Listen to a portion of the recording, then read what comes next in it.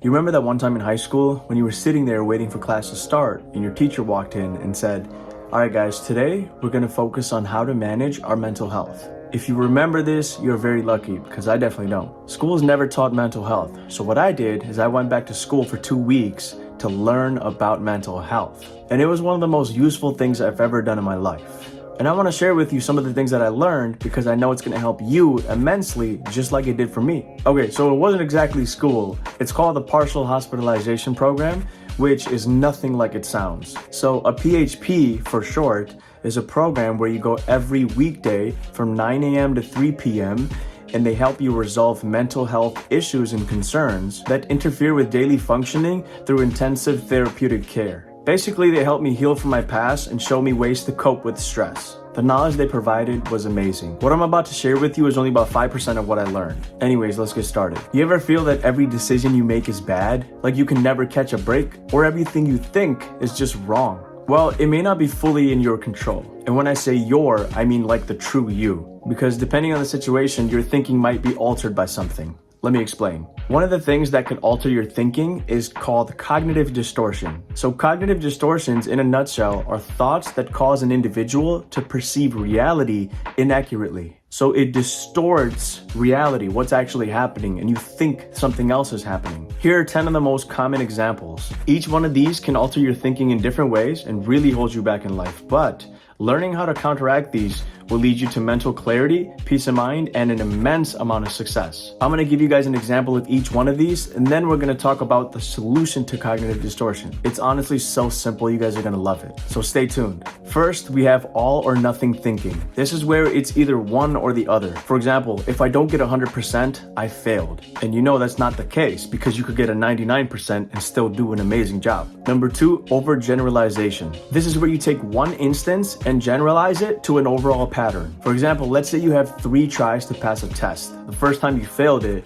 and then you keep thinking that you're not going to pass it on the second or third try. That's ultimately going to lead to your downfall. So you can see how harmful this is. And feel free to pause the video and write down your own examples to these as well. Number 3, mental filter. This is where you focus on one single piece of negative information and forget about all the positive ones. Let's say you had a job interview and you said something dumb, and then you keep dwelling on that, thinking that you failed the interview or that you butchered the interview, which is definitely not the case. Number 4, disqualifying the positive. This is where you acknowledge the positive but reject it instead of embracing it. For example, let's say you receive a positive review at work, but you reject it thinking that you're not a good employee. And you regard the positive as what is expected for the status quo. This is kind of like self-sabotage in a way. Number 5, jumping to conclusions, mind reading. This is the inaccurate belief that we know what a person is thinking. For example, let's say you see a group of friends from a distance all laughing together and then you think that they're laughing at you.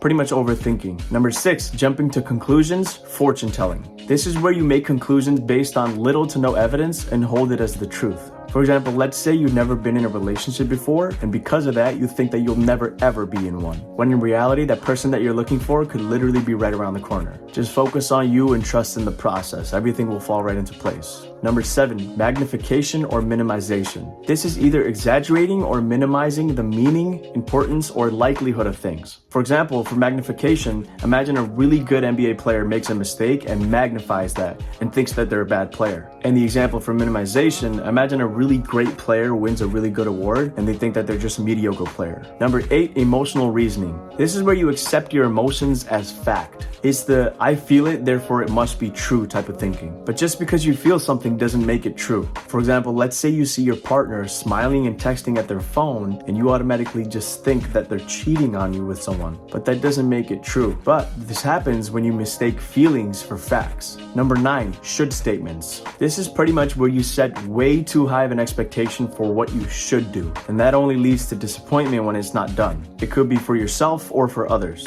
For example, let's say you tell yourself that you're gonna go to the gym every single day this week, and then you actually end up missing 2 days and getting disappointed. You still went to the gym 5 days this week. That's still great. And lastly, number 10, labeling and mislabeling. This is where we assign judgments of values to ourselves or others based on one or more instances. For example, calling yourself the dumbest person ever for failing an assignment in school. Or, I love this example because a lot of us do this. We say we're terrible at math because we failed like one exam.